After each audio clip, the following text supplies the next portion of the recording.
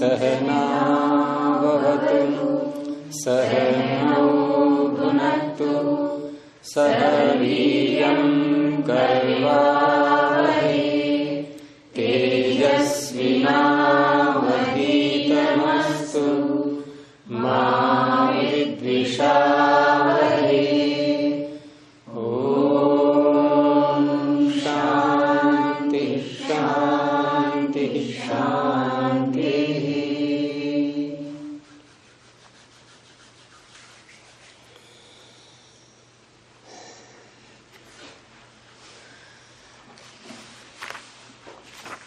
तो दो सूत्र तो पीछे हो गए थे और बात चल रही थी कि अगले सूत्रों में जो शैलियां अपनाएंगे ये, उसमें उद्देश्य, लक्षण और परीक्षा। पहले उद्देश्य तो कर चुके हैं और उसके बाद फिर लक्षण और फिर लक्षणों की परीक्षा। लेकिन उसमें बीच में एक बात फिर और आई थी कि उद्देश्य, लक्षण और परीक्षा के बीच में कि पहले उद्देश्य कर लिया और फिर उन पदार्थों का यदि कोई अवान्तर भाग और है तो उसको लेकर के उसके बाद फिर लक्षण बोलें, अथवा जिनका उद्देश्य कर दिया गया है उनका लक्षण कह करके और फिर कोई उनका अवान्तर विभाग है तो उसको बताएं। तो ये दो प्रकार की शैली इनकी चलेंगी। अब जो सूत्र आगे आ रहा है, ये सूत्र ये बता रहा है कि जो उद्दिष्ट पदार्थ पीछे जैसे प्रमाण शब्द आया था पहले, तो पहले उसके अवान्तर भाग जो भी हैं उसका प्रविभाग करना, तो वो इस सूत्र के द्वारा हो रहा है। प्रत्यक्षानुमान उपमान शब्द प्रमाणानि, ये सूत्र हमने कल बोला था। और इसमें प्रत्यक्ष को कहा था कि अक्षस्य प्रति विषयम वृत्ति ही प्रत्यक्षम, अर्थात प्रत्येक इंद्रिय का, जो कि हमारी 5 ज्ञानेंद्रियां हैं, इनका अपने अपने विषय के साथ प्रति विषय का तात्पर्य जो प्रत्येक का अपना अपना विषय है, दूसरे के विषय में ये दखल नहीं देती। तो अपने अपने विषय के साथ जो इनका सन्निकर्ष होगा, जो वृत्ति बनेगी, उसे कहेंगे प्रत्यक्ष। फिर वृत्ति शब्द को खोला था कि वृत्ति किसे कहते हैं, तो दो अर्थ हुए थे उसके, सन्निकर्ष और ज्ञान। सन्निकर्ष किसे कहेंगे, संबंध स्थापित होना, जो क्रिया हो रही है, जुड़ने की, विषय के साथ जुड़ने की जो क्रिया हो रही है, उस क्रिया को कहेंगे सन्निकर्ष। इधर आ जाइए। और सन्निकर्ष के बाद एक फिर ज्ञान उत्पन्न होता है हमारा कि हमने इस पदार्थ को जान लिया, तो इस ज्ञान को भी वृत्ति कहा गया है। अब दोनों के परिणाम अलग अलग आएंगे। जब सन्निकर्ष को वृत्ति कहेंगे तो उसका जो फल बनेगा वो ज्ञान रूपी फल आएगा, क्योंकि सन्निकर्ष के बाद वही हो रहा है, और उसी को प्रमिति शब्द से भी कहेंगे। और जब ज्ञान को हम वृत्ति कहेंगे तो उसके बाद फिर उसका फल क्या होगा, तो क्या बताया था, आप में से बताएं कोई लोग हैं? हाँ, हान, उपादान और उपेक्षा बुद्धि। उसको छोड़ना है या ग्रहण करना है या कुछ भी नहीं करना है, उपेक्षा मात्र रखनी है। तो ये जो हमारा ज्ञान आगे, ज्ञान के बाद ये दूसरा ज्ञान है। ये प्रथम ज्ञान तो हो गया कि मैंने पदार्थ का ज्ञान प्राप्त कर लिया, अब करके करना भी तो है कुछ उसके विषय में, तो वो यहाँ पर हान, उपादान, उपेक्षा बुद्धि, ये उसके बाद में होता है। लेकिन ये सारे कार्य इतनी शीघ्रता से हो जाते हैं कि हम इनके क्रम को पकड़ नहीं पाते, परंतु हो सब क्रम से ही रहा है। ये बिना क्रम के कुछ भी नहीं है, लेकिन बहुत तीव्रता से होते हैं। मान लो रास्ते में हम जा रहे हैं, अचानक सर्प दिखाई दे जाए अब यहां पर मैं सूत्र घटाएंगे कि पहले हम सर्प से सन्निकर्ष करेंगे, उसको देखें, पहले नेत्र का संपर्क जोड़ें उसके साथ में कि हाँ अब ये हमारी वृत्ति बनी। अब वृत्ति के बाद सोचें कि इसका फल क्या होना चाहिए, कि चलो आगे मुझे अब ध्यान हो गया कि ये सर्प है अब इसमें समय लगता रहेगा, ऐसे ही हम सोचते रहेंगे तो। और उसके बाद फिर अब निर्णय करें कि इसको त्यागें या इसको ग्रहण करें। सपेरा होगा तो क्या करेगा, वो पकड़ेगा उसको, वो तो ग्रहण करना चाहेगा ना, उसका तो सर्प से ही आजीविका चल रही है उसकी, है, या फिर उपेक्षा करें। लेकिन ये सारे निर्णय बहुत शीघ्रता से होते हैं, सारी क्रियाएं, लेकिन शास्त्रकार जो है बहुत सूक्ष्मता से जाकर के वहां ये बता रहे हैं कि ऐसे ही होता है, इसी क्रम से होता है। तो यहां जो मुख्य बात समझने की है कि प्रत्यक्ष हम किसे कहेंगे, क्योंकि सूत्र ये प्रत्यक्ष को बताने वाला है। यहाँ पर प्रत्यक्ष, अनुमान, उपमान, तो प्रत्यक्ष को जो बता रहा है ये प्रत्यक्ष यहाँ क्या है, तो प्रत्यक्ष एक तो सन्निकर्ष का नाम हुआ और दूसरा ज्ञान का नाम हुआ। अब कहीं कहीं ये प्रत्यक्ष सन्निकर्ष को बोलेंगे आगे के प्रकरणों में, और कहीं कहीं पर ज्ञान को बोलेंगे।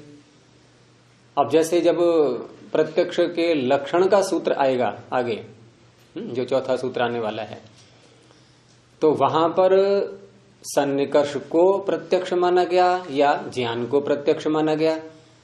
तो वहां जो सूत्र में शब्द आएगा वो स्वयं ही बता देगा। जैसे सूत्र है इंद्रियार्थ सन्निकर्षोत्पन्नम ज्ञानम अव्यपदेशम अव्यभिचारी व्यवसायत्मकम प्रत्यक्षम। तो सूत्र सुन करके लगा किसी को कि यहाँ प्रत्यक्ष किसको बताया जा रहा है, वृत्ति को, ज्ञान को या सन्निकर्ष को, तो वहां सन्निकर्ष को ही बताया जाएगा आगे।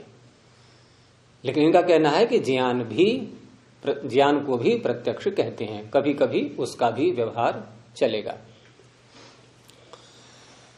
तो ये हो गया। आगे बताया था फिर अनुमान के विषय में कि अनुमान हम किसी लिंग के द्वारा, ज्ञात लिंग के द्वारा, ज्ञात शब्द के लिए मितेन लिंगेन अर्थस्य पश्चान्मानम अनुमानम, किसी लिंग को, चिन्ह को देख करके उसके बाद जो ज्ञान उत्पन्न होता है उसे अनुमान कहेंगे। आगे विस्तार से बहुत लक्षण आएंगे इनके, यहां तो संक्षेप में ही किया है। उपमान किसे कहेंगे, सारूप्य ज्ञानम, समान रूपता का ज्ञान है। कोई विशेष धर्म हमने देखा कि इसमें भी है और इसमें भी, दोनों में है, तो उसका ज्ञान जब होगा तो वो उपमान प्रमाण से होगा। जैसे गौ ये है, गौ के ही समान गवय होती है। और शब्द, उसका अर्थ किया था कि शब्दयते, बोध कराया जाता है, अभिधीयते ज्ञाप्यते, जिसके द्वारा, अनेन, किसका बोध, अर्थ का, तो उसे कहते हैं शब्द। तो उससे यह भी सिद्ध होता है कि शब्द किसी न किसी अर्थ का बोध कराने वाला होता है, और तभी शब्द व्यवहार में, भाषा में अपने अस्तित्व को बचा पाएगा, नहीं तो वो टिकेगा ही नहीं, भाषा में रह ही नहीं सकता वो, अगर अर्थ नहीं है कोई उसका। तो यहां तक का ये प्रकरण कल हुआ था। अब आगे विषय उठाते हैं कि प्रमाण ये क्या करते हैं। उत्तर दिया, उपलब्धि साधनानि प्रमाणानि, प्रमाण उपलब्धि के साधन होते हैं। और उपलब्धि शब्द की व्याख्या ये आगे स्वयं करेंगे, सूत्र आएगा, बुद्धि ही उपलब्धि ही ज्ञानम इति अनर्थांतरम, अर्थात बुद्धि शब्द से या उपलब्धि शब्द से या ज्ञान शब्द से, तीनों शब्दों से ये एक ही बात को कहेंगे। अब तीनों से क्या बात निकल रही है, केवल ज्ञान मात्र होना, बस ज्ञान को ही कहेंगे इन तीनों शब्दों से। तो उपलब्धि साधनानि, अब इसका अर्थ कैसे करेंगे कि उपलब्धि के अर्थात ज्ञान के जो साधन हैं उन्हें प्रमाण कहते हैं। जिस जिस से भी हमें ज्ञान हो रहा है, और ज्ञान भी कैसा, नवीन, ये नवीन ज्ञान को ही कहते हैं प्रमाण। प्रमाण से हमेशा नवीन ज्ञान होता है, क्योंकि पुराना ज्ञान जो होता है वो स्मृति में जाएगा, वो स्मृति अलग कहलाती है। और यहां बात चल रही है प्रमाणों की, तो प्रमाण से नया ज्ञान ही होता है। इसलिए उपलब्धि के ये साधन होते हैं। और पता कैसे लगा इस बात का कि ये उपलब्धि के साधन होते हैं, ज्ञान के साधन होते हैं, अर्थात प्रमाण शब्द से ये अर्थ कैसे निकला? तो उत्तर दिया, समाख्या निर्वचन सामर्थ्यात् बोद्धव्यम। समाख्या के निर्वचन की सामर्थ्य से ये अर्थ हमें समझना चाहिए। अब ये समाख्या शब्द आया, इसमें आपके लिए अपरिचित लग रहा होगा। तो समाख्या कहते हैं संज्ञा को। किसी पदार्थ का हमने कोई नाम रखा, जैसे मेरे पास में ये घड़ी रखी हुई है, तो हमने शब्द बोल दिया घड़ी, घटिका, वॉच, किसी भाषा में बोलें। अब ये क्या है? इसकी संज्ञा, और संज्ञा को ही कहते हैं समाख्या। समाख्या का अर्थ होता है सम्यक रूप से आख्यान किया जाता है, जिसके द्वारा सम्यक रूप से किसी के विषय में बताया जाता है, जिसके द्वारा, तो शब्द किसी के विषय में कुछ बता ही तो रहा है, वो उसकी संज्ञा हो गई। जैसे हम सबके अलग अलग यहाँ सबके नाम हैं, व्यक्तिगत नाम सामान्य रूप से सारे मनुष्य हैं, लेकिन व्यक्तिगत नाम भी सबके अलग अलग हैं। तो ये क्या है? समाख्या। क्योंकि उस शब्द से हम उसी व्यक्ति को, उसी वस्तु को बोलेंगे, उसी का बोध होगा। अब ऐसे ही उपलब्धि के जो साधन हैं वो कौन है? प्रमाण। लेकिन प्रमाण उपलब्धि के साधन है, ये अर्थ कैसे निकला? तो कहा कि प्रमाण, ये जो शब्द है, ये जो समाख्या है, ये किसी की संज्ञा ही तो है, प्रमाण। तो शब्द अर्थात ये जो समाख्या है प्रमाण, इसके निर्वचन करो, इस शब्द का निर्वचन करने से वो अर्थ निकल आएगा कि ये उपलब्धि के साधन है। उपलब्धि के साधन है, ये अर्थ कैसे निकलेगा? शब्द का निर्वचन करने से। अब ये निर्वचन शब्द आपके सामने आया, अभी समाख्या की व्याख्या हुई। निर्वचन किसे कहते हैं? निश्चित रूप से कथन करना, अर्थात शब्द में यदि कोई उसके अंग हैं, कोई अवयव हैं, तो उनको पृथक पृथक करके हम देखते हैं कि इसमें ये धातु है, ये प्रत्यय है, और धातु का फिर अर्थ देखते हैं कि धातु का अर्थ क्या है, वही अर्थ उसमें भी आना चाहिए। तो प्रमाण में प्र ये अलग हो गया, ये उपसर्ग है, और मान जो बना है ये मान, मां धातु से बनता है, ये ल्युट प्रत्यय करके। अब इसका हम निर्वचन कैसे करेंगे कि प्रमीयते अनेन इति प्रमाणम। अब हमने प्रमीयते में मां धातु का प्रयोग किया है, और मां का अर्थ, धातुओं का अर्थ होता है निश्चित, वो कल्पना करके बनाए नहीं जाते धातुओं के अर्थ, ये अनादि काल से ऐसे ही चले आ रहे हैं। जब से ये संसार बना है, जब से वेद प्रकाश में आए हैं, तब से ये शब्द, ये धातुएं उन्हीं अर्थों को ली हुई चली आ रही हैं। उसमें हम अर्थ को आरोपित नहीं करते, वो उनका नित्य अर्थ कहलाता है। तो मां का अर्थ होता है जानना, समझना, बोध करना, ये मां का अर्थ हो गया। और वही हमने यहाँ व्युत्पत्ति में, निर्वचन में वही शब्द बोला कि प्रमीयते अनेन इति प्रमाणम, अर्थात प्रकृष्ट रूप से, प्रकर्ष रूप से जिसके द्वारा जाना जाता है उसे प्रमाण कहते हैं। और ये विशेषता केवल आपको संस्कृत भाषा में ही मिलेगी। किसी अंग्रेजी के शब्द की आप ऐसे व्युत्पत्ति या निर्वचन कर पाएंगे? जैसे मनुष्य को क्या बोलते हैं अंग्रेजी में? मैन। अब मैन को हम पूछें आपसे कि जरा बताना ये किस धातु से कैसे बना है, कौन सा प्रत्यय करके बना है, तो क्या बताएंगे? कोई ये प्रश्न कर बैठे कि मैन का अर्थ मनुष्य क्यों है, तो क्या उत्तर देंगे हम? मनुष्य ही क्यों है, इसका अर्थ समाधान नहीं। हम क्या उत्तर देंगे? क्योंकि मैन से हम वो अर्थ निकालें कैसे? हमारे पास कोई विधि नहीं है। लेकिन अब वही शब्द हम संस्कृत में बोला हमने मनुष्य, हिंदी में भी यही चल रहा है। अब मनुष्य से हम का अर्थ मनुष्य क्यों है, ये मनुष्य शब्द स्वयं बताएगा, ये बताएगा, क्योंकि इसमें एक धातु है, मूल रूप में विद्यमान है और उसका अर्थ है कुछ। तो मन धातु से हमने मनुष्य को बनाया, और मन धातु का अर्थ है जानना, समझना, बोध करना, मन ज्ञाने, मनु अवबोधने। अब क्या अर्थ निकलेगा? जो ज्ञान से युक्त है, जो जानता है, उसे मनुष्य कहते हैं। ये अर्थ मैन से निकला। तो संस्कृत में यही विशेषता होती है, इसलिए मूल भाषा है ये, मातृभाषा है ये, प्राचीन भाषा है, परमात्मा की यही भाषा है, और ये सबसे सरल भी होती है। क्योंकि इसमें अर्थ उस शब्द में ही छिपे होते हैं, हमें कहीं भागना नहीं पड़ता है उसके अर्थ को समझने के लिए। तो ऐसे ही यहां पर प्रमाण शब्द से हमें पता लगा प्रमीयते अनेन इति प्रमाणम, शब्द से ही पता लग गया कि इसका ये अर्थ है, अर्थात ये ज्ञान के साधन होते हैं।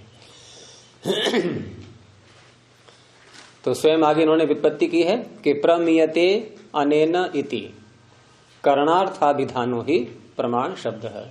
ये थोड़ा व्याकरण का विषय आ गया है कि प्रमीयते अनेन, ऐसा विग्रह करके, करणार्थाभिधान, करण के अर्थ को कहने वाला, करण कहते हैं साधन के लिए, क्योंकि ये ज्ञान के साधन हैं, तो साधन अर्थ में ये शब्द संपन्न हुआ है, बना है, प्रमाण शब्द है। अब रही बात कि प्रमाण तो आपने 4 बताए थे, प्रत्यक्ष, अनुमान, उपमान और शब्द। लेकिन ये आपने प्रमाण शब्द की अभी व्युत्पत्ति की है, प्रमाण का अर्थ बताया है, लेकिन इनके जो अवान्तर भाग बन रहे हैं, प्रत्यक्ष, अनुमान आदि, ये तो फिर शब्द और आ गए। अब प्रमाण का तो अर्थ समझ लिया हमने कि जिसके द्वारा हम जानते हैं उसको प्रमाण कहते हैं, लेकिन वो 4 हैं और उन चारों के फिर अलग अलग समाख्या हो रही हैं, उनकी अलग अलग संज्ञाएं हैं, अलग अलग नाम हैं उनके। तो उनसे ये अर्थ कैसे निकलेगा कि ज्ञान के साधन होते हैं? ये प्रश्न आया समझ में?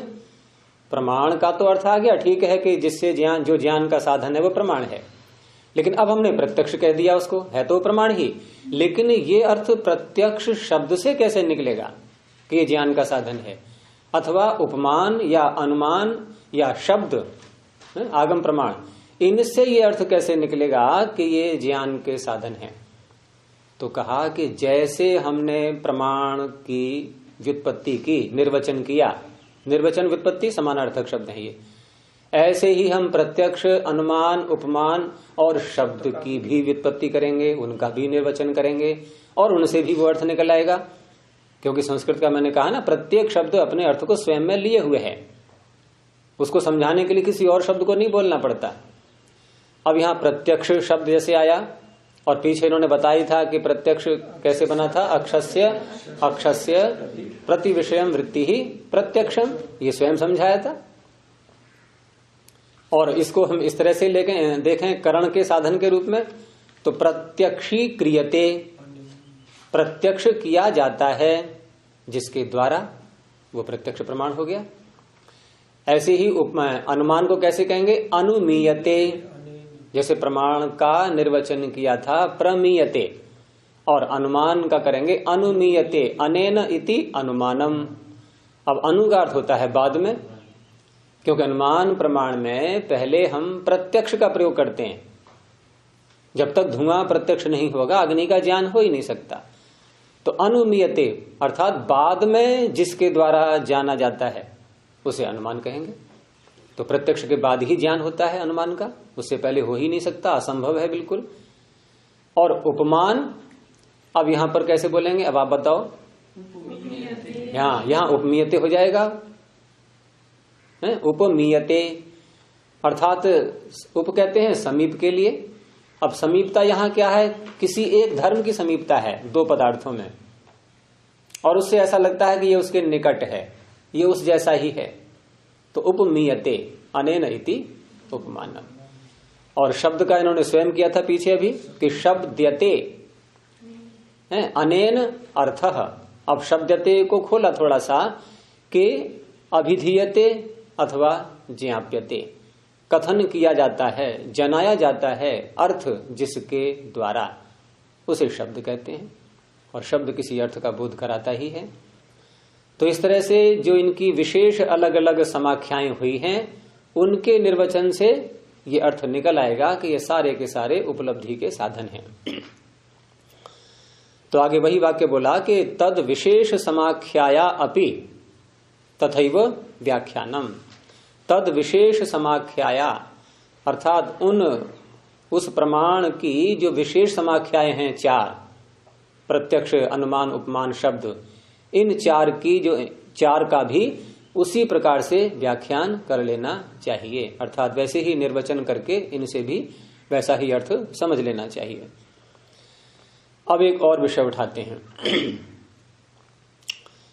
कि ये जो प्रमाण आपने 4 बताए हैं और ये भी समझ में आया किसी अर्थ का ये बोध कराते हैं, ये ज्ञान कराते हैं, लेकिन किसी एक अर्थ को हमें जानना है। उस अर्थ को जानने के लिए क्या ये सारे प्रमाण, चारों प्रमाण एक साथ उपस्थित होंगे, अथवा एक पदार्थ को जानने के लिए इन 4 में से एक प्रमाण आएगा? प्रश्न समझ में आ गया? चारों इकट्ठे लगेंगे, ये वो क्रम कोई सा हम कर सकते हैं उसमें चारों में, लेकिन एक ही पदार्थ को जानने के लिए, अर्थात किसी पदार्थ को हम जानेंगे तो पूरा पूरा क्या तब जान पाएंगे जब चारों प्रमाणों का प्रयोग कर लेंगे, या 3 का कर लेंगे, या 2 का कर लेंगे, अथवा एक एक प्रमाण से एक एक अर्थ का, भिन्न भिन्न अर्थों का बोध होगा। ये प्रश्न है। जैसे उदाहरण के लिए हमने थोड़े से दाने लिए अन्न के और किसी पात्र में रख दिए या छत पर कहीं डाल दिए पक्षियों को चुगने के लिए। अब एक पात्र में हमने दाने रख दिए, अन्न के दाने वहां पर रख दिए। अब कबूतर उसको खाने के लिए आ रहे हैं, पात्र एक ही है, तो एक कबूतर इस दिशा से आया, दूसरा भिन्न दिशा से आया, तीसरा किसी और दिशा से आया, यानी चारों ओर से कबूतर आ रहे हैं और कहाँ आके बैठ रहे हैं? उसी एक पात्र में आकर के, वहां आकर के वो अन्न को अपने उठा रहे हैं, चुंग रहे हैं। तो ये जो पात्र में जो है, ये पात्र क्या है? यहाँ पर एक अर्थ, एक वस्तु जिसको हमें जानना है। अब उसको जानने के लिए एक प्रमाण इधर से आया, एक उधर से आया, एक उधर से आया, इस तरह से हमने उस पदार्थ को जाना। क्या इस तरह से करेंगे? अथवा अन्य उदाहरण ले सकते हैं, जैसे यज्ञशाला बनी हुई है यहाँ पर। अब यज्ञशाला में यज्ञ कुंड, वेदी हमने रख दी। अब वेदी एक है, अब वहां पर यज्ञ करने वाले कोई इधर से आ रहा है, कोई उधर से आ रहा है, और सारे एकत्रित वहां एक वेदी के ही पास में हो रहे हैं। एक तो ये क्रम हो सकता है। दूसरा ये हो सकता है, कभी कभी आपने देखा होगा कि बहुत सारी वेदियां बनाई जाती हैं, 101 कुंडी यज्ञ या उससे भी अधिक हो सकता है। अब वहां क्या है कि प्रत्येक के लिए अलग अलग यज्ञ कुंड रखे जाते हैं, वहां सम्मिलित नहीं होते, एक ही वेदी पर सारे नहीं आते। तो ऐसी व्यवस्थाएं भी हम देखते हैं समाज में। तो इसी प्रकार से यहां पर भी किसी अर्थ को जानने के लिए सारे प्रमाण एक साथ होंगे उपस्थित एक ही जगह पर, अथवा एक एक प्रमाण एक एक अर्थ के लिए सुनिश्चित है। तो वही प्रश्न उठा रहे हैं पहले स्वयं ये कि किम पुनः प्रमाणानि प्रमेयम अभिसंप्लवन्ते। क्या ये प्रमाण, बहुवचन है प्रमाणानि, 2 से अधिक में आता है बहुवचन, तो क्या ये प्रमाण 2 या 2 से अधिक या 3 चारों मिल करके किसी एक प्रमेय पर अभिसंप्लव करेंगे? अभिसंप्लव ये शब्द वही बता रहा है जो जैसे मैंने अभी उदाहरण दिया था पक्षियों का। अभि माने चारों ओर से, और संप्लव जैसे कूदना होता है ना, कूद कूद करके आना, तो संप्लव चारों ओर से आकर के यहां आकर के कूद रहे हैं, एक ही प्रमाण, एक ही अर्थ को जनाने के लिए आएंगे। अथवा अथ प्रमेयम व्यवतिष्ठन्ते, या एक एक प्रमेय पर इनकी व्यवस्था होगी। एक एक प्रमेय को जानने के लिए, प्रमेय का अर्थ जानने योग्य विषय जो भी है, जिसको मैंने अर्थ शब्द से कहा था अभी। तो एक एक प्रमेय को जानने के लिए इनकी व्यवस्था होगी, या एक ही प्रमेय पर सारे प्रमाण आएंगे उसको बताने के लिए। जैसे अलग अलग वेदियां बनी तो ये क्या हो गई? व्यवस्था। जैसे कि हमारे आश्रम में पतंजलि में कोई व्यक्ति आए और अब रुकने के लिए उसको स्थान चाहिए। अब हम कहें कि ठीक है, ये आपका ये आश्रम बना हुआ है, आप जिस कमरे में चाहो रहो, जिस बिस्तर का चाहे प्रयोग करो, जिस तखत पर चाहे सो जाओ। तो ये क्या है? ये व्यवस्था नहीं है ये। और व्यवस्था कैसे बनेगी कि उसको एक अलग से कमरा दिया जाएगा, अलग से बिस्तर होगा, वो उसी का प्रयोग करेगा, अलग से उसके वस्त्र होंगे, ये कहते हैं व्यवस्था। तो ऐसी यहाँ व्यवस्था कैसे होगी कि ये प्रमाण है, इस प्रमाण से हम इसी एक अर्थ को जानेंगे, इस अर्थ को जानने के लिए किसी अन्य प्रमाण की आवश्यकता नहीं है। अर्थात इस अर्थ को जानने के लिए इसी प्रमाण का प्रयोग किया जाएगा। ये क्या हो गई? व्यवस्था। तो व्यवस्था मानेंगे यहां पर या कि अभिसंप्लव। अब ये दो शब्द ध्यान रखना, आगे जो प्रकरण आ रहा है, अभिसंप्लव और व्यवस्था। अभिसंप्लव एक साथ सबका आ जाना, व्यवस्था एक प्रमाण का एक अर्थ को जनाने के लिए आना। अब उत्तर क्या दिया है? उभयथा दर्शनम। अब उत्तर आपकी समझ में आ गया होगा, दोनों प्रकार से होता है।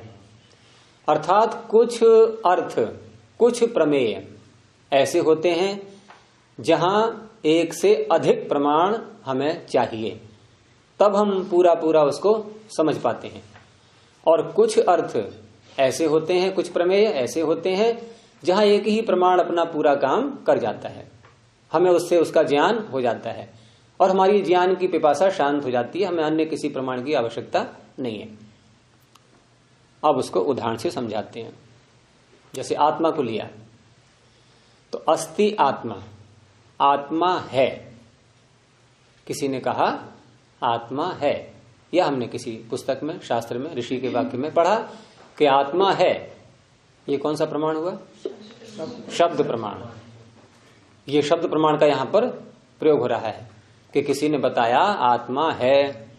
इति आप्तोपदेशात प्रतीयते, आप्त के उपदेश से हमें ये पता लग गया कि आत्मा है। तो हो गया ज्ञान, हो गया, आत्म साक्षात्कार हो गया सबको। हो गया, लेकिन विश्वास हो गया, आप तो कह रहे हो गया, अभी सिर हिलाया भोतन यहां हो गया। तो शब्द प्रमाण क्या पूरा काम कर पाया? नहीं कर पाया ना, लेकिन कुछ तो पता लगा, थोड़ी सहायता तो की उसने, एक विश्वास तो जगा कि हाँ भाई आत्मा नाम का कोई तत्व है। अब हम आगे अन्य प्रमाण को भी लाएंगे, क्योंकि हमारी जिज्ञासा शांत नहीं हुई अभी इतने मात्र से, केवल थोड़ा सा अनुमान लगा कि हाँ आत्मा है, इतना पता लग गया, बस ठीक है। अनुमान तो नहीं कहेंगे इसको, यहाँ शब्द प्रमाण ही बोलेंगे उसको। तो शब्द से हमें ये बोध हुआ कि आत्मा है, बस इतना बोध हो गया है। शब्द जिस अर्थ को कह रहा है उस अर्थ के विषय में जानकारी थोड़ी सी मिल गई है। अब अनुमान चला आगे कि तत्र, ये कौन सा उदाहरण दे रहे हैं पहले? अभिसंप्लव का या व्यवस्था का? ये अभिसंप्लव का उदाहरण चल रहा है। अब कहा कि तत्र अनुमानम, अब यहां अनुमान का भी प्रयोग प्रारंभ किया। क्या कि इच्छा, द्वेष, प्रयत्न, सुख दुख, ज्ञानान्यात्मनो लिंगम, ये सूत्र आगे आएगा, ये स्वयं बताएंगे आत्मा को पहचानने के। अर्थात यदि अनुमान प्रमाण से हम आत्मा को जानना चाहें तो किस किस लिंग से, किस किस हेतु से हम उसको जान पाएंगे। और हेतु का या लिंग का जब प्रयोग करते हैं तो वो अनुमान प्रमाण ही होता है। तो अनुमान प्रमाण का भी यहां प्रयोग किया गया। आत्मा है ये तो सुन लिया हमने। अब बताया कि यदि कहीं पर इच्छा, द्वेष इत्यादि ये जो धर्म हैं, ये जो गुण हैं, ये अगर कहीं दिखाई दे रहे हो, अनुभव में आ रहे हो, तो वहां आत्मा है ऐसा समझ लेना चाहिए। आया समझ में? तो हो गया ज्ञान? नहीं, अभी भी नहीं हुआ। साक्षात्कार तो अभी भी नहीं हुआ है। तो इतना तो पता लग गया और थोड़ा हमारा विश्वास गहरा हो गया है। पहले ये सुना था हमने, वाक्य पढ़ा कि आत्मा है, और फिर जो लक्षण बताए जा रहे हैं, जो लिंग, जो चिन्ह बताए जा रहे हैं, उनसे भी हमें पक्का पक्का पता लग रहा है कि हाँ ये तो हमारे अंदर इच्छाएं उत्पन्न होती हैं, हम सुख दुख का भी अनुभव करते हैं, हम ज्ञान और प्रयत्न भी करते हैं, ये सारे लक्षण हमें दिखाई दे रहे हैं। तो अब और थोड़ा विश्वास हमारा गहरा हुआ कि है तो अवश्य ये आत्मा। अब यहां प्रत्यक्ष प्रमाण का भी चलता है, प्रत्यक्षम, उसका भी दिया उदाहरण कि युञ्जानस्य योग समाधिजम आत्म मनसो हो संयोग विशेषात आत्मा प्रत्यक्ष। इसमें थोड़ा अशुद्धि है छपाई में, तो योग समाधिजम, इसके साथ आगे जो है आत्मा जो शब्द आ रहा है, ये उसमें आगे एक मकार और है, शायद उसको हटाना होगा। योग समाधि जम आत्म मनसो, ऐसा होना चाहिए। इसको अलग कर लेंगे, योग समाधिजम, यहाँ कॉमा लगा लो, बड़ा लगा लो, और आगे शब्द है आत्म मनसो हो। और ये सूत्र है वास्तव में एक वैशेषिक दर्शन में आता है कि आत्मा का प्रत्यक्ष कैसे होता है। तो वहां सूत्र दिया है कि आत्म मनसोह संयोग विशेषात आत्म प्रत्यक्षम, ये उसका थोड़ा सा अंश दे दिया है इन्होंने कि आत्मा और मन के सन्निकर्ष से, आत्मा का प्रत्यक्ष करने में इंद्रियां काम नहीं करती हैं। जो बाह्य हमारी 5 ज्ञानेंद्रियां हैं, ये आत्मा के प्रत्यक्ष में कोई भूमिका अपनी नहीं निभाएंगी, इनसे बिल्कुल भी सहायता नहीं मिलने वाली है, ठीक है ना। और मन भी एक इंद्रिय है, मन को भी इंद्रिय माना गया है, ये स्वयं भी आगे कहेंगे ऐसा। तो मन का और आत्मा का जब सन्निकर्ष होता है, बाह्य इंद्रिय से कोई संबंध नहीं, तो आत्म मनसो, ये कणाद का सूत्र है वैशेषिक दर्शन का कि आत्म मनसो संयोग विशेषात, और वो भी संयोग कैसा है, विशेष संयोग है वो। एक तो सामान्य संयोग हम अन्य विषयों के साथ जोड़ते हैं इंद्रियों का, बाह्य इंद्रियों का, लेकिन ये संयोग इन सबसे अलग है बिल्कुल। तो आत्मा और मन का जो संयोग विशेष होता है, उससे आत्मा का प्रत्यक्ष होता है। अब यहां पर जो उन्होंने शब्द दिया है युंजान, योगी 2 प्रकार के होते हैं, एक युंजान योगी और दूसरे युक्त योगी। अब ये 2 शब्द स्वयं बता रहे हैं कि हम कैसे कैसी कैटेगरी वाले योगी ले रहे हैं। युंजान आता है ये वर्तमान काल में, और युक्त बनता है भूतकाल में, अर्थात जिसने प्रत्यक्ष कर लिया है, जिसने आत्मा का प्रत्यक्ष कर लिया है, जिसको अब प्रत्यक्ष करने के लिए कोई प्रयत्न, कोई प्रयास नहीं करना पड़ रहा है, जिसका आत्म प्रत्यक्ष सिद्ध हो चुका है, उसे तो कहेंगे युक्त। अब वो इस समय नहीं कर रहा है प्रत्यक्ष, वो तो हो चुका, सिद्ध हो चुका है उसका, उसके लिए कोई प्रयास नहीं करना पड़ता है। और एक ऐसा है जो प्रयास कर रहा है, कुछ देर के लिए होता है प्रत्यक्ष, फिर हट जाता है, फिर प्रयास करता है, फिर होता है, फिर हट जाता है, तो ये वर्तमान काल में अपना प्रयास कर रहा है, इसे कहेंगे युंजान। कौन सा प्रत्यय है इसमें? अमित, कौन सा प्रत्यय है? शानच।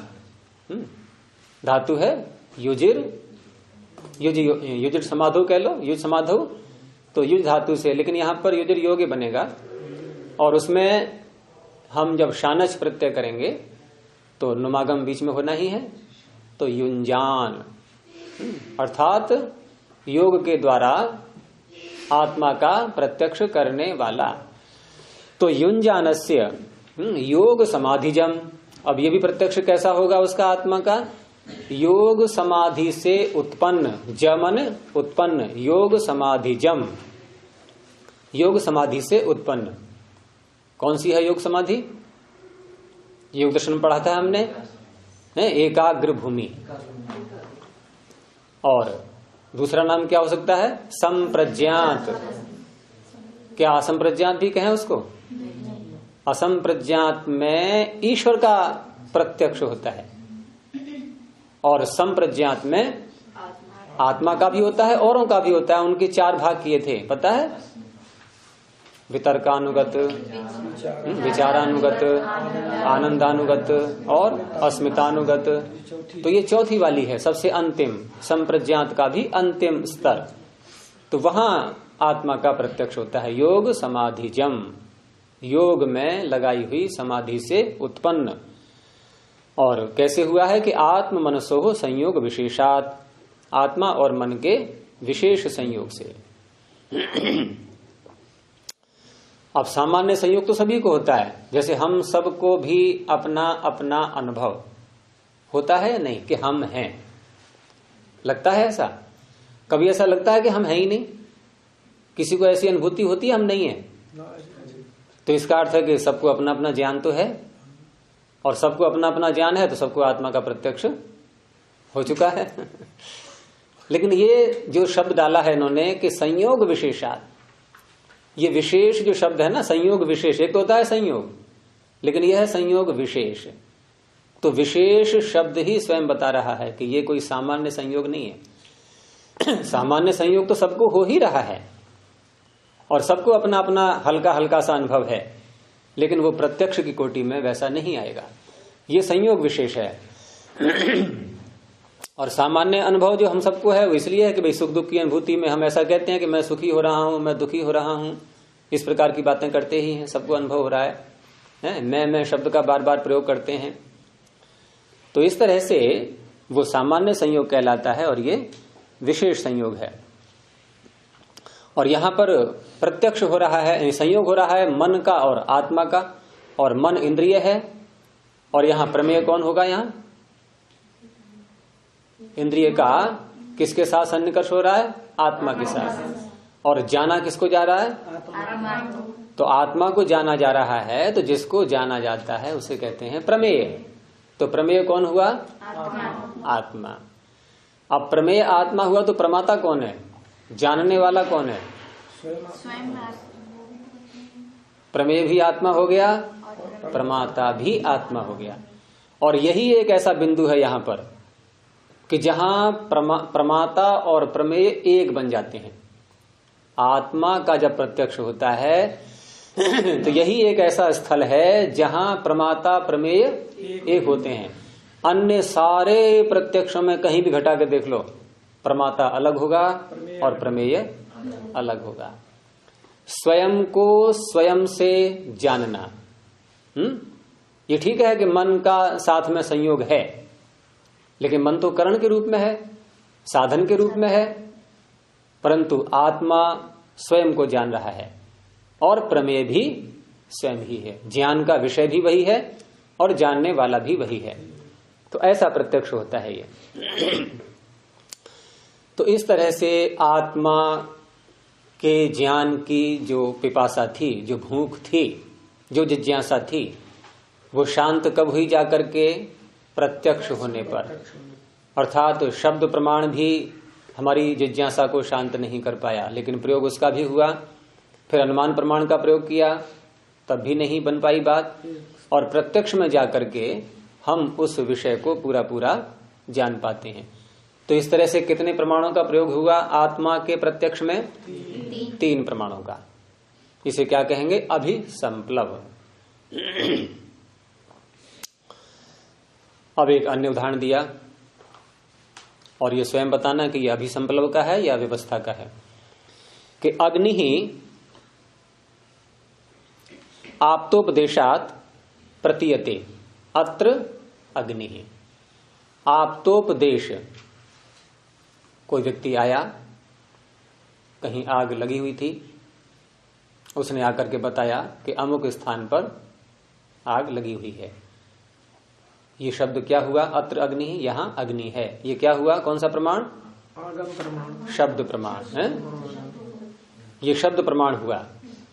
और शब्द प्रमाण जिसने बताया है उसने उसका प्रत्यक्ष किया है, क्योंकि ये तो शर्त होती है ना शब्द प्रमाण की। ये शर्त होती है कि जो बोल रहा है वो या तो अनुमान से उसने जाना हो अथवा प्रत्यक्ष से जाना हो।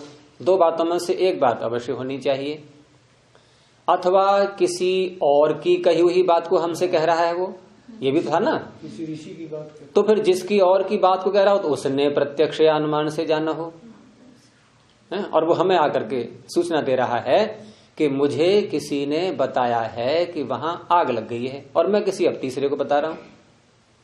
तो इस तरह से ये तो हो गया शब्द प्रमाण। तो शब्द प्रमाण से हमें अग्नि का ज्ञान हुआ। ये एक प्रक्रिया पूरी हो गई। यहां पर जानकारी तो मिल गई अग्नि है, लेकिन ये विशेष जानकारी नहीं है अभी, क्योंकि अनुमान प्रमाण सामान्य का बोध कराता है या विशेष का? अनुमान प्रमाण से जो ज्ञान होता है ये सामान्य का बोध कराता है या विशेष का? अब यहां पर हमने किया है शब्द प्रमाण का प्रयोग। तो शब्द प्रमाण से भी हम देखें कि यहां भी सामान्य का ही बोध है, विशेष का बोध नहीं है। क्योंकि यहां अग्नि है, जब ऐसा किसी ने बताया तो हमें अग्नि के स्वरूप का कि कितने स्थान पर जल रही है, उसकी लपटें कितनी ऊंची हैं, कौन सा ईंधन जल रहा है, तो ये सारी बातें अभी हमें कुछ भी नहीं पता। केवल एक अग्नि जाति मात्र कि हाँ अग्नि होती है और यहां अग्नि लग गई है, इसका हमें पता लग गया है, बस इतना ही तो बोध हुआ है। तो ये सामान्य ज्ञान ही मात्र है यहां पर अभी। अब इसको हम अन्य प्रमाण से आगे, क्योंकि मान लो अब किसी ने हमारे ही घर के विषय में बता दिया कि देखो आपके घर में आग लग गई है, हमारे घर में आग लग गई है, ऐसी किसी ने सूचना दी, तो हम कहेंगे हाँ ठीक है, आपने कहा, हमने जान लिया, अब चैन से बैठ जाएंगे?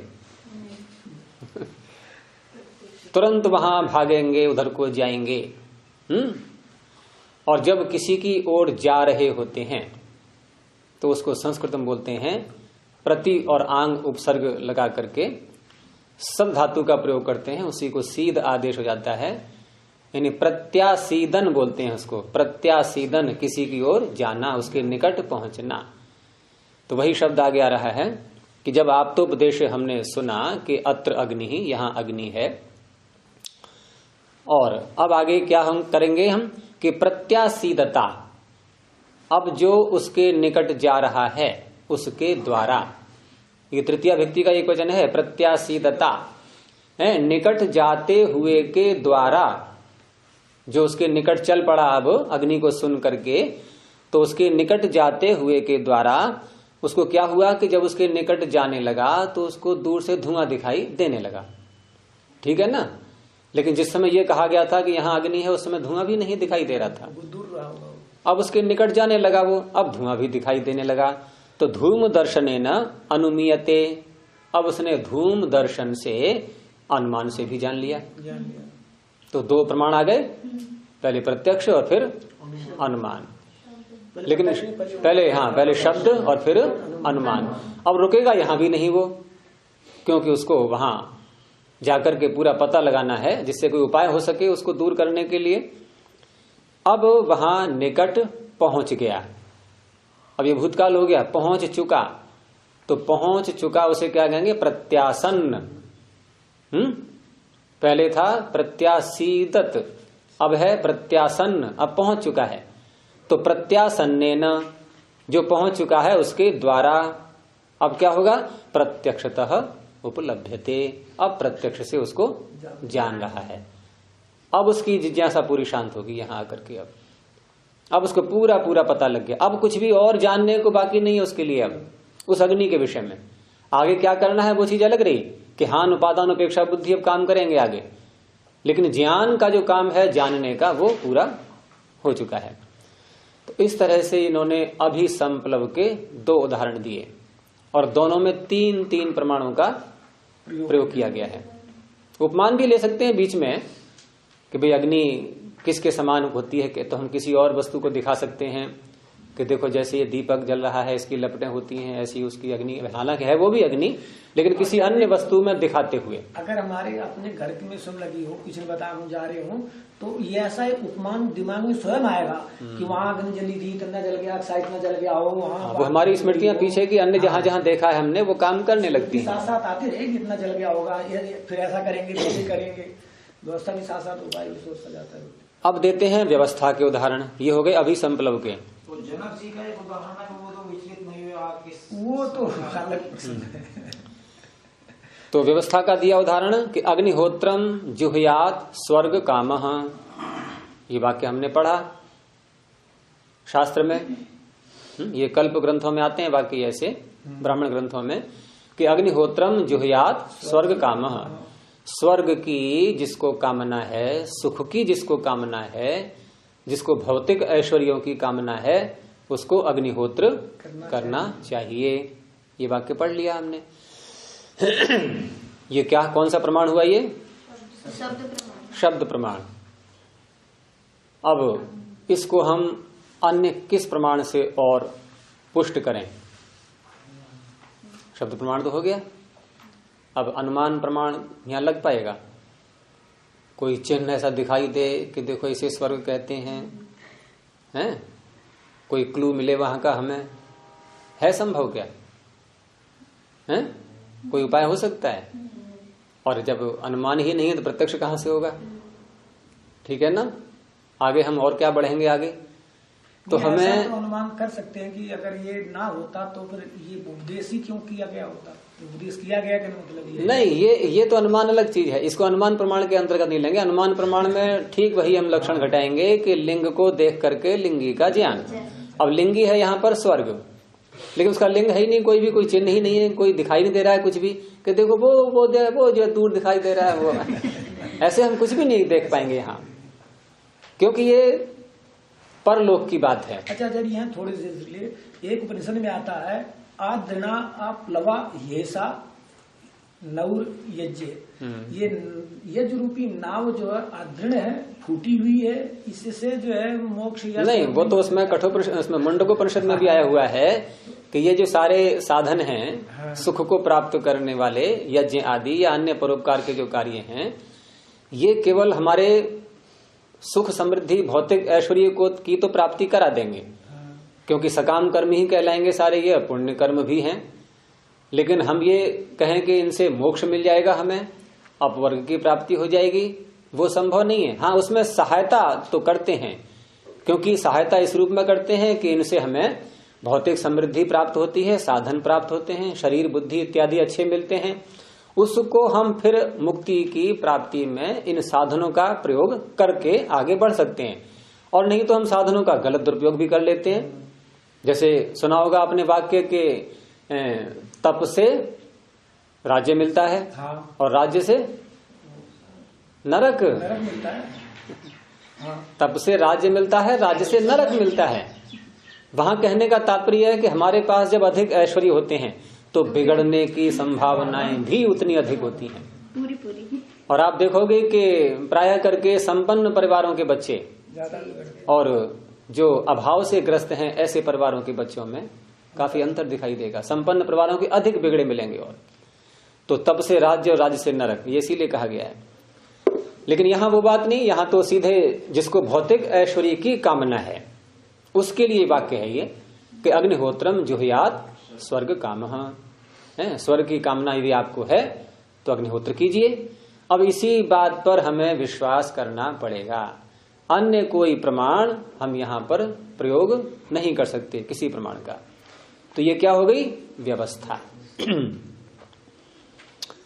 तो इसीलिए आगे बता रहे हैं कि लौकिकस्य स्वर्गे, ये जो लौकिक स्वर्ग है, लोक में हमें जो सुख की प्राप्ति होती है अगले जन्मों में, आगे के जन्म जो आने वाले हैं, वहां जो हमें सुख मिलेगा शरीर के रूप में, बुद्धि के रूप में, या अन्य भौतिक साधनों के रूप में, परिवार के रूप में, ये सारे इस स्वर्ग में न लिंग दर्शनम न प्रत्यक्षम, न यहाँ पर कोई लिंग का दर्शन है अभी, क्योंकि अभी तो वो जन्म आया ही नहीं है हमारा आगे वाला, और न ही फिर उसका हम प्रत्यक्ष कर सकते हैं इस समय, जिस समय ये वाक्य हम पढ़ रहे हैं, इस समय की बात हो रही है।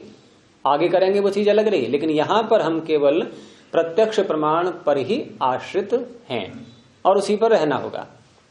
और केवल ये मान करके हाँ ये ऋषि ने कहा है वाक्य तो सत्य ही होना चाहिए, ये मान करके हम अग्निहोत्र करना प्रारंभ कर देंगे। आचार्य ये प्रश्न ये उत्पन्न होगा कि जिनको मोक्ष चाहिए वो तो फिर उनको अग्निहोत्र बेकार करना ही नहीं चाहिए, फिर लोग छोड़ देंगे। जिनको मोक्ष चाहिए, हाँ, जिनको मोक्ष चाहिए उनको शरीर में रहते रहते चाहिए, शरीर से बाहर। शरीर में रहते रहते ही हम मोक्ष की प्राप्ति कर सकते हैं या मरने के बाद करेंगे? जीवन मुक्त होता, जीवन रहते रहते। मृत्यु पर विजय मरने से पहले होती है, मरने के बाद?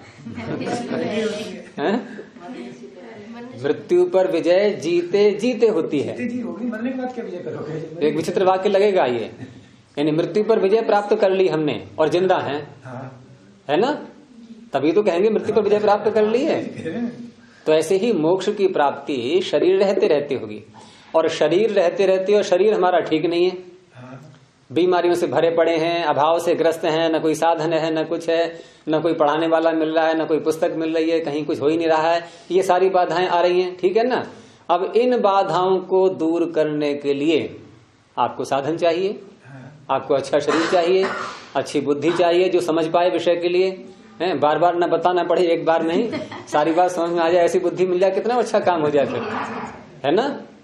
जैसे गुरु ब्रजानंद जी थे, महर्षि दयानंद के गुरु, वो एक बार सुनते थे केवल, क्योंकि उनके नेत्र नहीं थे, उनके नेत्र नहीं थे, और 11 वर्ष की आयु में ही उनका जो है नेत्र शक्ति चली गई थी, तो दूसरों से पढ़वाते थे और एक बार सुन करके बस उपस्थित हो गया सारा। ऐसे अनेक उदाहरण मिलते हैं। एक व्यक्ति जो बताते हैं कि वो जहाज में या नाव में यात्रा कर रहा था और कोई पुस्तक उसको पढ़ने को दी गई, नाम तो मुझे पता नहीं क्या था उसका, हरदयाल एमए की यात्रा कर रहे थे, तो एक कोई लेडीज थी अंग्रेजन, तो पुस्तक पढ़ी, उन्होंने मांगा तो उन्हें नहीं दिया, वो गई होगी बाथरूम वगैरह के लिए, तो लौट करके आई थे, हरदयाल एमए ने देख लिया तो बोले उन्होंने गाली बाकी ब्लैक डॉग कह करके उनकी सब तो झगड़ा हो गया। उन्होंने कहा ये पुस्तक हमारी है। तो जब जानदार झगड़ा हुआ तो जो निर्णायक के पास में गया, जब जहाज में जो अधिकारी था, तो बोले दोनों दावेदार हैं, और नाम किसी के लिखा नहीं, तो उन्होंने वही बुक स्टॉल से खरीदी थी। तो हरदयाल लंबे ने कहा कि सर आप पुस्तक के पीछे से पूछना शुरू करो, बीच बीच जिसकी पुस्तक हो गया यहाँ बता देगा वो। तो जब पीछे से पूछना शुरू किया तो उस मैडम ने तो एक भी नहीं बता पाया कि नहीं पुस्तक ली थी।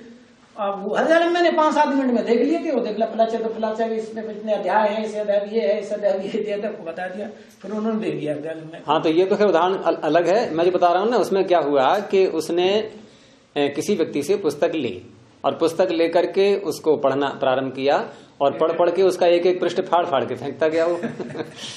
अब उसको बड़ा क्रोध आ रहा जिसकी पुस्तक है कि मेरी पुस्तक को नष्ट कर रहा है, और उसने सारी पुस्तक फाड़ के फेंक दी पानी में वहां। अब सारी पुस्तक फाड़ के फेंक दी। अब उसने कहा तुमने ऐसा क्यों किया, ये पुस्तक फाड़ के क्यों फेंक दी?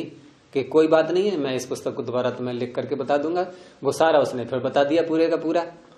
कहने का तात्पर्य है कि हमारी बुद्धि की क्षमता कहां तक बढ़ सकती है इसकी हम कल्पना नहीं कर सकते।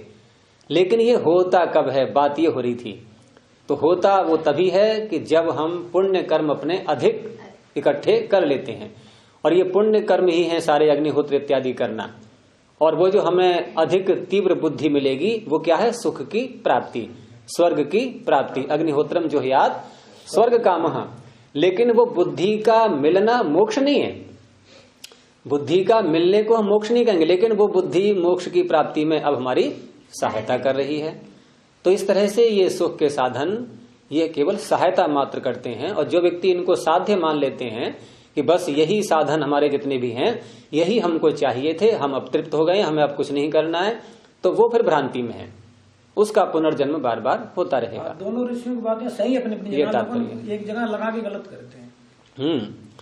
तो लौकिकस्य स्वर्गे न लिंग दर्शनम न प्रत्यक्षम, यहाँ पर न तो लिंग दर्शन हो सकता है न प्रत्यक्ष हो सकता है, केवल शब्द प्रमाण पर ही आश्रित रहना पड़ेगा। एक और दिया उदाहरण कि हम कमरे में बैठे हुए हैं और कमरे में बैठे हैं और एकदम बिजली की कड़क सुनाई दी, ठीक है ना। तो ये शब्द का ध्वनि का किसके साथ हुआ सन्निकर्ष, श्रोत्र के साथ। और श्रोत्र के साथ ध्वनि का सन्निकर्ष हुआ तो हमें ध्वनि का ज्ञान हो गया, ठीक है ना। ये तो हो गया प्रत्यक्ष प्रमाण अलग है, ज्ञान हो गया। ध्वनि का ही ज्ञान हुआ, ये ध्यान रखना। श्रोत्र ने केवल ध्वनि का ज्ञान किया है कि बहुत तेज ध्वनि आई या कम आई, ये जो ध्वनि की विशेषताएं हैं उसी का पता लगा है। लेकिन ध्वनि का अर्थ क्या है ये श्रोत्र को नहीं पता, ध्वनि का अर्थ क्या है ये श्रोत्र को नहीं पता।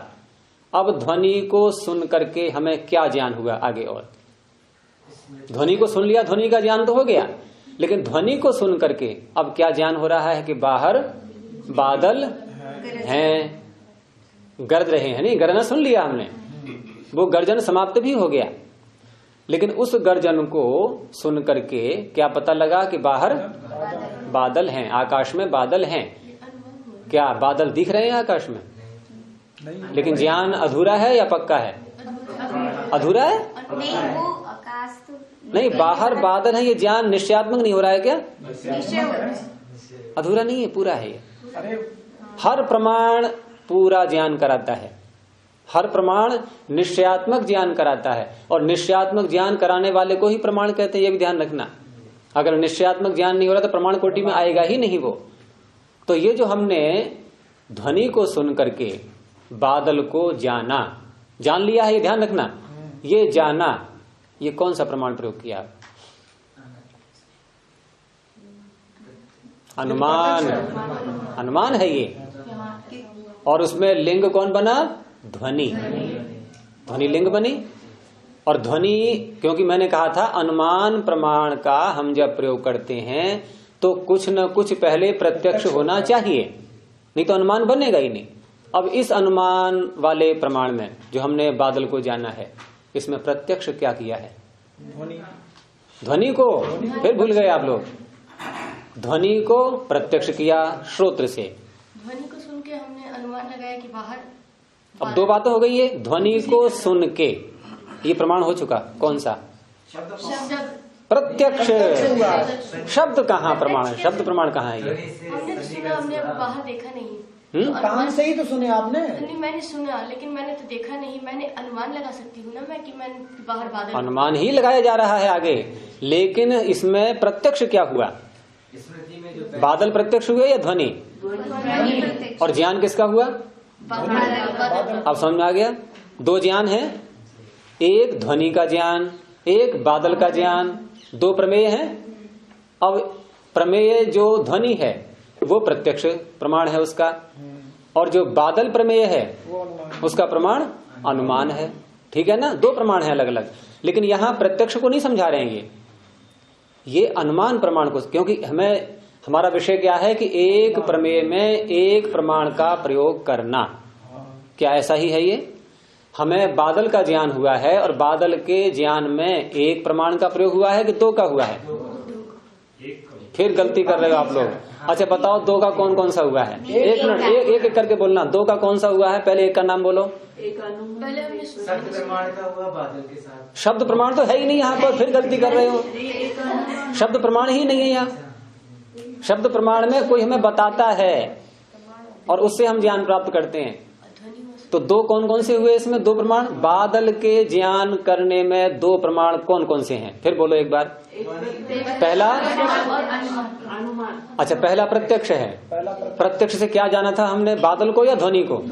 और मेरा प्रश्न क्या था? बादल को जानने में कितने प्रमाणों का प्रयोग हुआ? मेरी बात पकड़ा करो। एक ही का तो हुआ है, फिर क्यों कह रहे हो दो का? जब हम रूम में बैठते हैं और एक ही उदाहरण पर रहना है, जब तक ये न निबट जाए तब तक दूसरे उदाहरण पर जाना ही नहीं है। इस ध्वनि प्रमाण को अपना निश्चयात्मक ध्वनि प्रमाण का नाम नहीं होता, प्रमाण का नाम है प्रत्यक्ष और अनुमान। ध्वनि से प्रत्यक्ष प्रमाण हुआ ना? ध्वनि से प्रत्यक्ष नहीं हुआ, ध्वनि का प्रत्यक्ष हुआ। ध्वनि का प्रत्यक्ष प्रमाण। बस। अगर हम निश्चयात्मक कहते हैं तो मान लो ऑडियो अगर होती उसकी, किसकी? ध्वनि की, अगर बादल की गर्जना की अगर ऑडियो होती और हमको ऐसा आभास होता है कि ये बादल, हाँ नहीं तो ये तो आपने एक दूसरी स्थिति में उत्पन्न कर दी ना। तो निश्चयात्मक यहाँ हम जिस स्थिति में बोल रहे हैं, जहां पर हम बात कर रहे हैं, हमें वहीं पर रहना है, अन्यत्र कहीं जाना ही नहीं। वो तो वहां बाधकता अन्य प्रकार की आएंगी फिर वहां पर। लेकिन यहाँ बात हो रही है कि हमने जो बिजली की कड़क सुनी, इसका संपर्क सन्निकर्ष किसके साथ हुआ?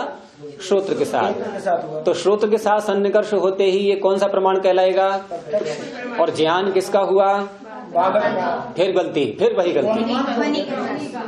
भ्रांति हो गई तो आप थोड़ी देर चुप बैठिए, थोड़ा मुझे बात करने दीजिए। कि जब हमने कानों से शब्द को, ध्वनि को सुना, किसका ज्ञान हुआ? ध्वनि का ही कहा जाएगा। हमें ध्वनि का ज्ञान हुआ है अभी। अब हमने दूसरा प्रमाण प्रयोग किया, करे ये ध्वनि तो ऐसी लग रही है, मैंने पहले भी कई बार अनुभव किया है कि ऐसी ऐसी आवाज जब होती है तो आकाश में बादल होते हैं, या हम बिजली को भी ले सकते हैं कि ऐसी ऐसी आवाज जब होती है तो बिजली होती है वो। क्योंकि अनुमान प्रमाण में पीछे का ज्ञान काम करता है। रसोई में यदि हम अग्नि और धुएं को साथ साथ न जान पाए होते तो कभी भी बाहर धुएं को देख कर अग्नि का ज्ञान नहीं हो सकता था, या हो सकता था? कभी नहीं। अब यहाँ पर भी ध्वनि को सुन करके हमें जो बादल का ज्ञान हो रहा है, ये ज्ञान पीछे हम कर चुके हैं कई बार, कि जब जब ऐसी ध्वनि आती है तो आकाश में बादल होते हैं। ठीक है ना? ये स्मृति हमारी पीछे ही काम कर रही है। अब यहाँ पर हमने उस ध्वनि को लिंग मान करके, क्योंकि ध्वनि और बादल इन दोनों का आपस में संबंध है, उसको व्याप्ति कहते हैं। और बिना बादल के वो ध्वनि हो नहीं सकती है ना, जैसे बिना अग्नि के धुआं हो नहीं सकता था। तो उस ध्वनि के द्वारा अब हमने पता लगाया कि बाहर बादल हैं, लेकिन बादल का प्रत्यक्ष नहीं है, वो अनुमान से पता लगा। और ध्वनि तेज है, मंद है, कैसी है, ये प्रत्यक्ष से पता लगा, वो अलग प्रमेय है उसका। प्रत्यक्ष का प्रमेय है ध्वनि और अनुमान का प्रमेय है बादल। बस ये ध्यान रखना है, दोनों को मिलाना नहीं है आपस में, दोनों अलग अलग हैं बिल्कुल।